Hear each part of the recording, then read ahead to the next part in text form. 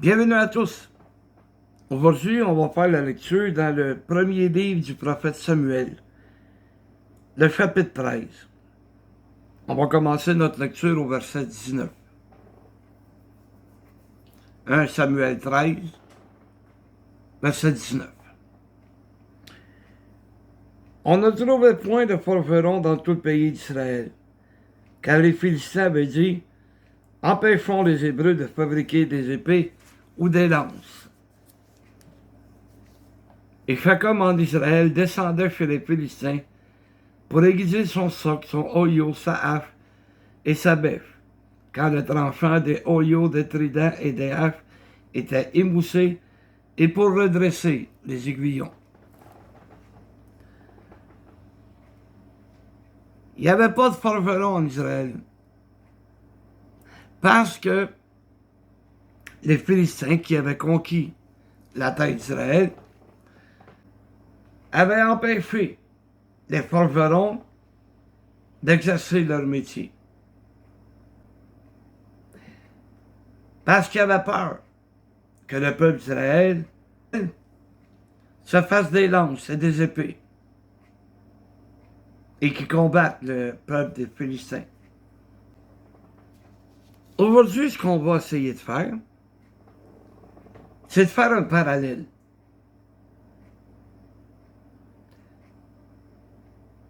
Jésus a enseigné dans l'évangile de Matthieu, chapitre 13, la parabole du semeur,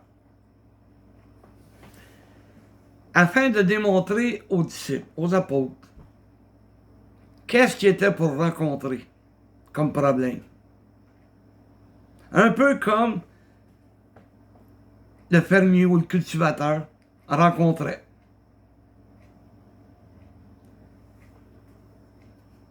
Aujourd'hui, on ne travaille pas la terre.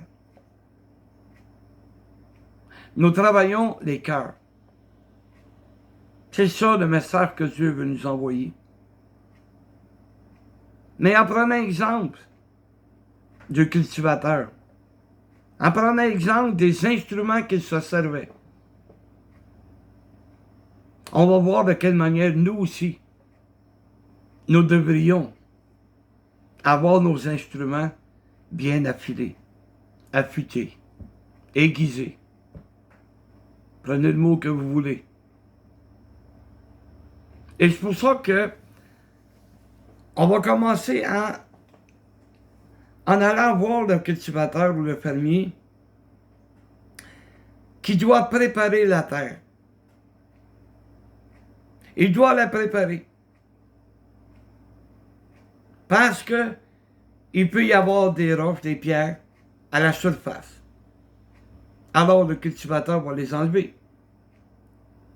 Parce que si ces instruments, qui sont bien effilés, rencontrent une pierre, ben il faut sans dire que l'instrument va devenir émoussé, c'est-à-dire magané.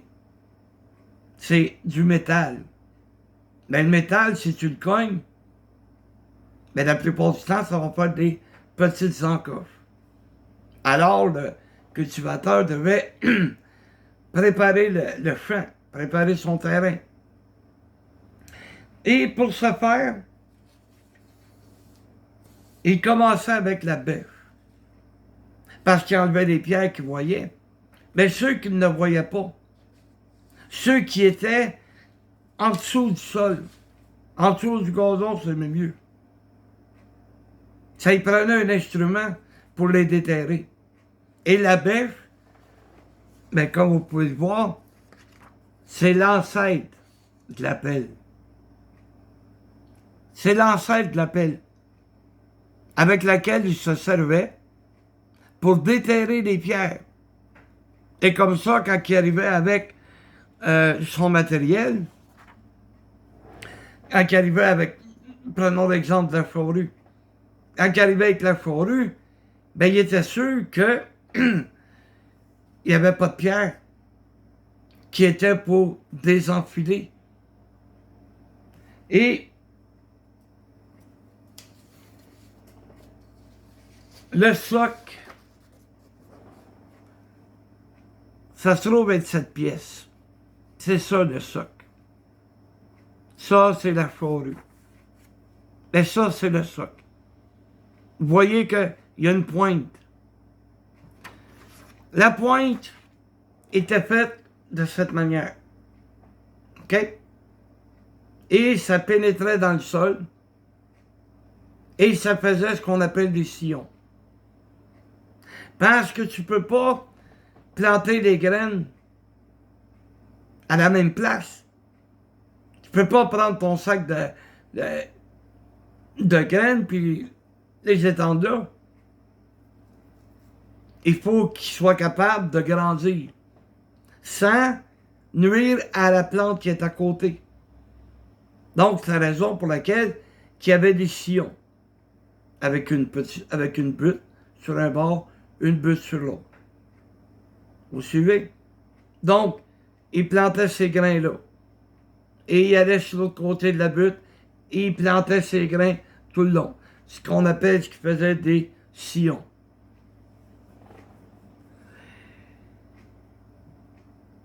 Et lorsqu'il avait fini de faire de sa semence, qu'est-ce qu'il faisait? C'est qu'il devait veiller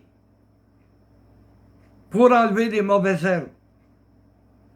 Parce que les mauvaises herbes, ça nuisait à la croissance, soit du blé, de l'avoine, peu importe de qu'est-ce que le fermier avait semé. Donc, c'est là qu'il arrivait qu'il avait besoin d'un Hoyo. Bon. Voici un exemple de ce que c'est qu'un Hoyo. C'est un manche avec, ici, c'est comme un U, mais à l'envers. C'est comme un U à l'envers. Ça lui servait, je dessine mal, mais vous allez comprendre. Regardez bien. Ça lui servait.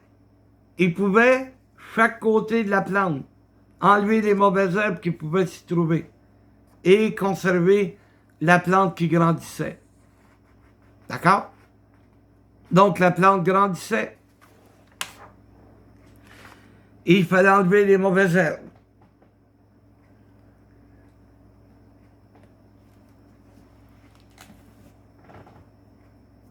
Et ensuite, il revenait encore avec la bêche. La bêche lui servait aussi à enlever les mauvaises herbes. Parce que quand la plante était rendue trop grande pour le Hoyo, il pouvait servir de la bêche et de travailler pour enlever les mauvaises herbes aussi. Et il avait besoin d'une hache. Pourquoi avoir besoin d'une hache? Lorsqu'il arrivait avec sa charrue et qu'il y avait un arbre qui a déjà été là il y a longtemps, les racines sont restées. Tu as beau couper l'arbre, le tronc, mais les racines, ils restent. Alors parfois, ça y arrivait, oups, il pognait une racine.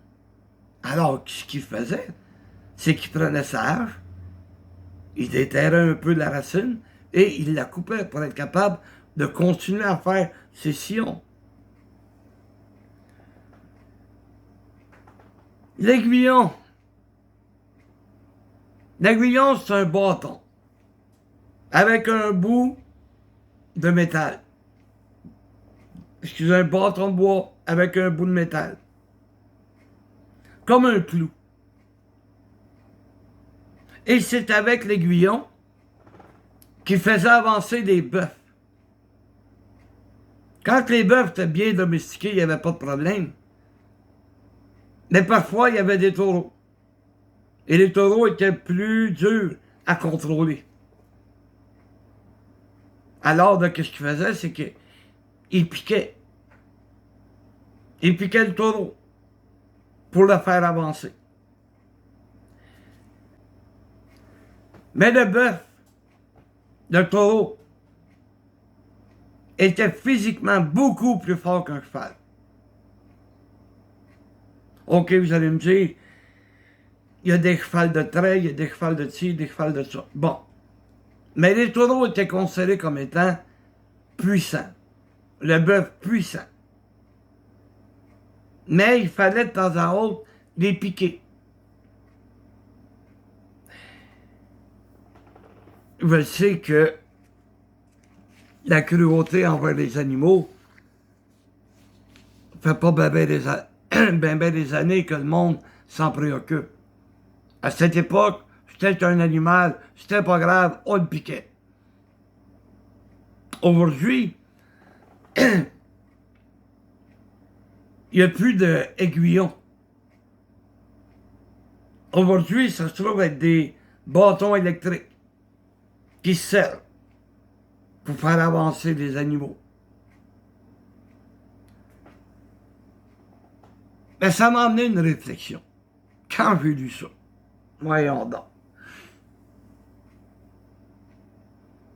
C'était fait pour les bêtes, pas pour les hommes. Mais il va-tu falloir piquer les chrétiens pour qu'ils avancent? C'est ça ma réflexion. Nous sommes des hommes, pas des bêtes. On n'a pas besoin de piquer quelqu'un pour qu'il avance. Si l'amour de Dieu n'est pas suffisant pour que tu travailles pour Dieu, pour que tu avances dans l'œuvre de Dieu, même si on piquait avec un bâton, on t'a après un coup sur la tête, tu n'avanceras pas plus. C'est l'amour de Dieu qui nous amène à travailler à son œuvre. C'est l'amour de Dieu qui me pousse. Je n'ai pas besoin que quelqu'un me pique. Je n'ai pas besoin que quelqu'un me frappe. J'aime Dieu et je veux travailler à son œuvre. Je veux faire avancer son œuvre. C'est ça le travail que nous avons à faire. Du trident. Le trident, ça se trouve être une fourche à 3 pics. Oui, facile, une fourche de même, une dans le milieu. Le cultivateur ou le fermier en Israël s'en servait lorsqu'arrivait le temps de la moisson. C'est là qu'il utilisait le plus la fourche. Parce qu'il ramassait les gerbes, il les frappait quand il arrivait dans sa grange ou proche de où ce qui était pour travailler, un coup qui était sorti des champs. Il frappait. Il n'y avait pas de batteuse dans le temps, là. Et les batteuses à blé ou à foin, il n'y en avait pas. C'était fait avec un genre de palette de bois. Il y a un coup qu'il l'avait frappé, que les grains s'étaient détachés de la tige, il prenait sa fourche. Et là, il enlevait le foin. Il gardait le foin pour nourrir les animaux et il prenait le blé pour nourrir sa famille, pour nourrir l'homme. Donc, le blé nous permettait de faire du pain. Comme nous devrions garder le bon pain de Dieu et envoyer le restant pour les animaux. Le foin, là, même si tu essayais d'en faire manger à quelqu'un, ça ne nourrira pas. C'est fait pour les animaux. Mais le blé, l'avoine, le sarrasin, tu peux nourrir l'homme avec ça. Nous, on devrait se concentrer à avoir la nourriture spirituelle, celle qui va faire du bien à notre âme. Cette nourriture qui va faire grandir notre âme. C'est à travers la parole de Dieu, la Bible, qu'on peut retrouver le blé que nous avons besoin. Nous devrions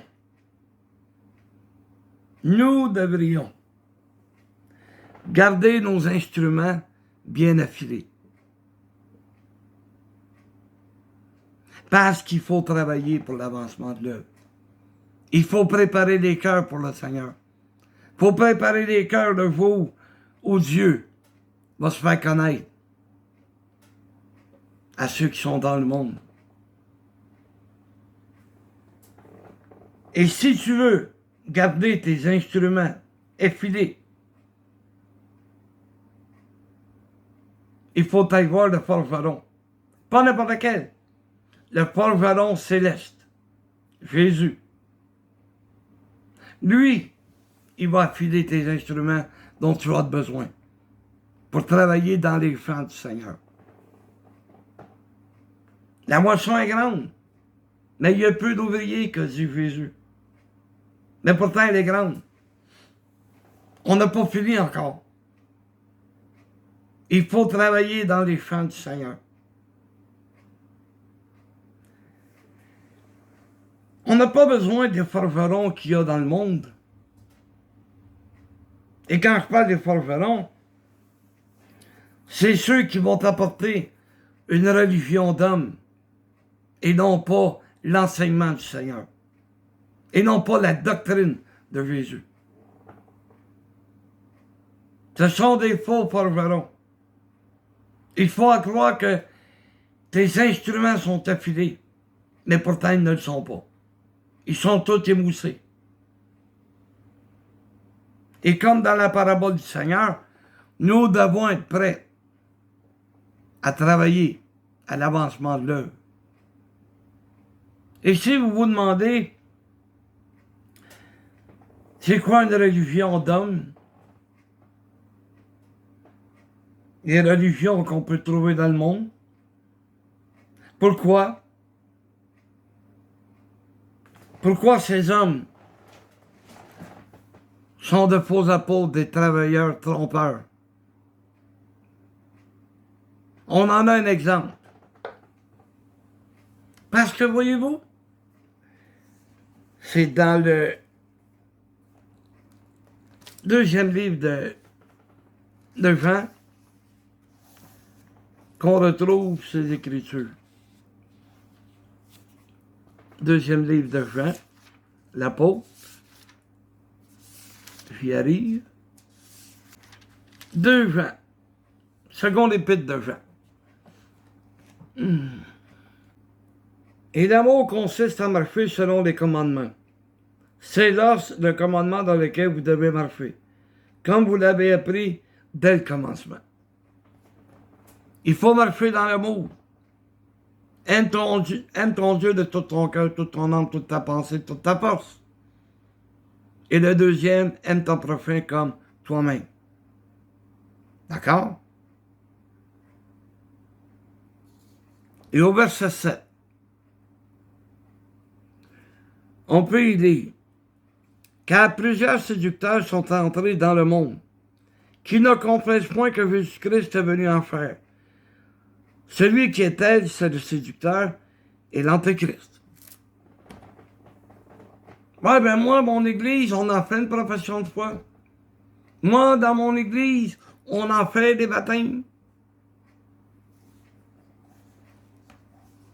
Mais est-ce que tu respectes l'enseignement?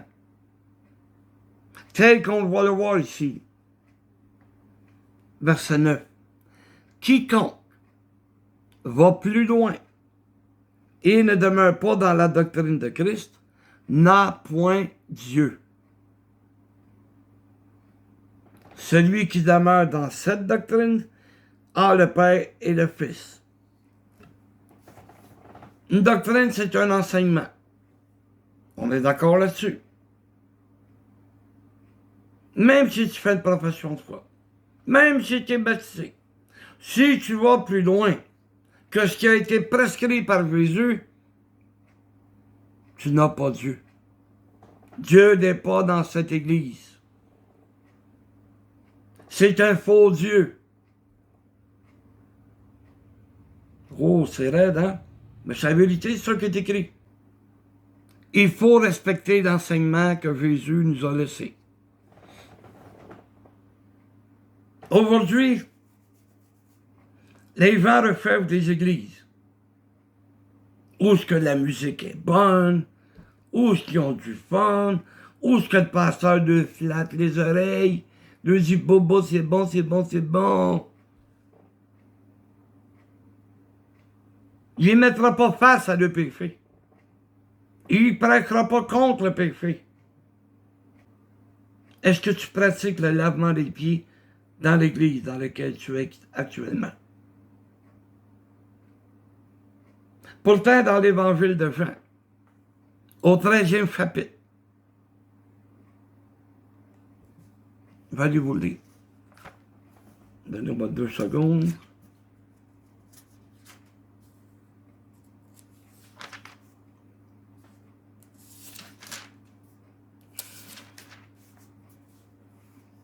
Jean 13, le verset 14. C'est un peu plus long parce que j'ai une nouvelle Bible. Une belle Bible que je me suis achetée. Parce que la mienne commençait à être tellement vieille que les pages s'enlevaient tout seul. C'est pour ça qu'avec une Bible neuve, c'est un petit peu plus long, tourner les pages. Mais, au verset 14, si donc je vous ai lavé les pieds, moi, le Seigneur et le Maître, vous devez aussi vous laver les pieds les uns aux autres, car je vous ai donné un exemple, afin que vous fassiez comme je vous ai fait. Peux-tu avoir plus clair que ça? C'est Jésus qui le recommande. C'est Jésus qui dit que nous devons nous laver les pieds les uns aux autres. Mais combien d'églises, supposément des églises où est-ce que tu trouves la vérité, ne le pratiquent pas? Parce que, ouais, mais ça va être bien trop long faire ça. On est au-dessus de 100 membres.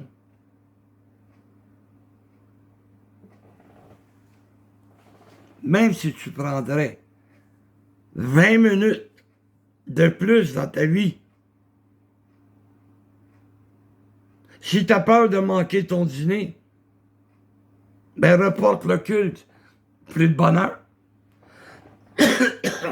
Si c'est trop serré, faire un culte à 10h30, fais-le à 10h.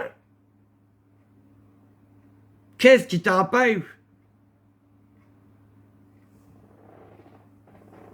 Comment peux-tu dire que ton ministre, ton pasteur, t'enseigne la vérité? Qu'est-ce qu'il dit quand il arrive là? Il ne peut pas rien dire parce qu'il n'y va pas. Il n'est pas pour enseigner la vérité, là. Mais on va s'arracher la page. Ah ben ça là, on n'a pas besoin. Quelqu'un me dit à un moment donné, oui, mais c'est un symbole. Un symbole. Quand Jésus dit, je vous ai fait ça, vous devez le faire. Où est-ce qu'il y a le symbole? Bon, ben c'est pas obligé. Je regrette, oui. Je regrette, c'est ce que la parole de Dieu nous enseigne. Tes instruments sont émoussés. Ils sont désaffilés.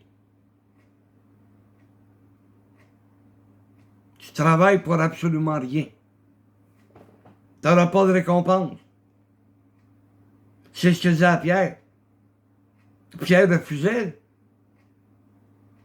Non, tu me laveras. Toi, le Seigneur, tu vas me laver les pieds. Non, non. Ben, si je te lave pas les pieds, tu n'as pas de part avec moi. Qu'est-ce que tu veux de plus clair que ça? Tu n'auras point de part. Imagine-toi pas, tu vas être plein de récompenses. Jésus lui-même dit à Pierre, tu n'auras point de part. Et je pense que Pierre ne fait pas mal plus que nous autres. Il avait beau avoir ses défauts, là. Mais c'est un homme qui était fidèle à Dieu, qui a travaillé pour son œuvre. Il en est même mort pour son œuvre. Parce que la légende veut que... L'histoire, excuse, pas la légende, l'histoire veut que Pierre serait mort crucifié la tête en bas. C'est des livres d'histoire qui nous rapportent ça. Et toi, tu vas arriver à Dieu, tu vas dire, c'est pas de ma faute, je le savais pas. Je le savais pas, tu lis pas ta Bible. Si tu lis ta Bible, à un moment donné, tu vas arriver sur l'évangile de Jean au 13e chapitre. Mais si tu sautes par-dessus, parce que ton pasteur t'a fait à croire que c'était rien qu'un symbole. Vous regarderez dans le premier livre de Timothée qu'une femme, une veuve, pour être inscrite sur le rôle de l'Église, devra avoir lavé les pieds aux saints. C'est qui les saints? C'est ceux qui ont été sanctifiés par le sang de Jésus. Mais si elle n'avait pas lavé les pieds aux saints, elle n'aurait pas eu le droit d'être sur le rôle.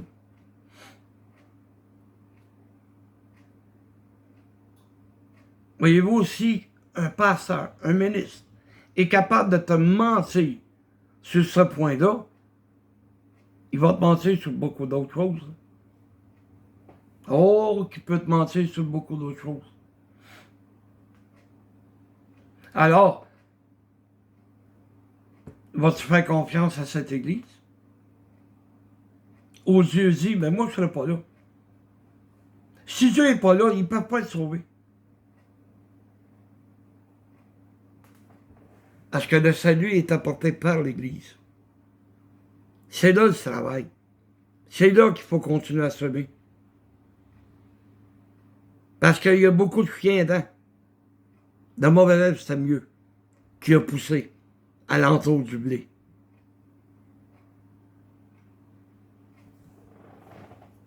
Et pour ça, dans les d'Apocalypse, au 3e chapitre, il nous dit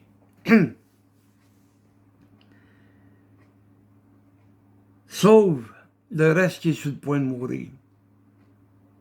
Parce qu'il y a des églises qui appartenaient au Seigneur,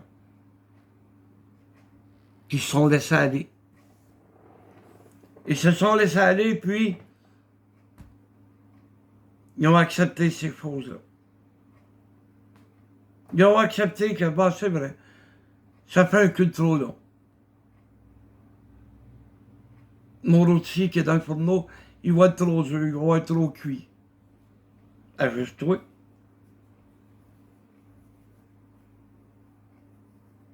Et t'as pas d'excuses. Même si tu voudrais t'en trouver, t'as pas d'excuses. Il faut pratiquer le lavement des pieds. Il faut le pratiquer. On n'a pas le choix. C'est ce que Dieu nous a recommandé à travers son Fils Jésus. Ça, c'est rien qu'un exemple. Il y en a combien qui croient toutes sortes de choses? Parce que les pasteurs ont rajouté. Ah. Des fois, c'est décourageant. Mais, Dieu est là. Dieu ne nous abandonne pas, là. C'est pas parce qu'on fait une erreur que Dieu nous abandonne. Il faut se repenser. Et aller à l'église. Faire aiguiser nos instruments. On en a besoin. Parce qu'il y a des roches sur notre chemin. Il faut les enlever. Il y a des choses qu'il faut enlever de nos vies, qui sont comme des roches. Avez-vous des fois essayé de marcher avec un petit caillou dans votre soulier? Essayez ça. Vous ne ferez pas ben long. Vous allez trouver que le petit caillou, là, il est fatigant. Le petit caillou, ben, il va te faire mal. Mais il faut les enlever. Mais il y a bien des choses dans notre vie qu'il faut qu'on enlève. Parce qu'on ne sera pas capable de travailler dans les champs du Seigneur. On ne sera pas capable de travailler dans les cœurs des gens. Et Jésus nous dit, être une lumière, être un bon témoignage, être un exemple. Mais si on laisse les pierres dans notre vie, on ne sera pas un exemple. Il faut être capable de les enlever, ces pierres-là, pour être capable de travailler le champ du Seigneur. Et si tu veux travailler dans le champ du Seigneur, c'est dans la vérité. Celle que Jésus nous a laissée, que l'on retrouve dans la Bible, la parole de Dieu. Que Dieu nous bénisse. J'espère que ce message va vous aider. Amen.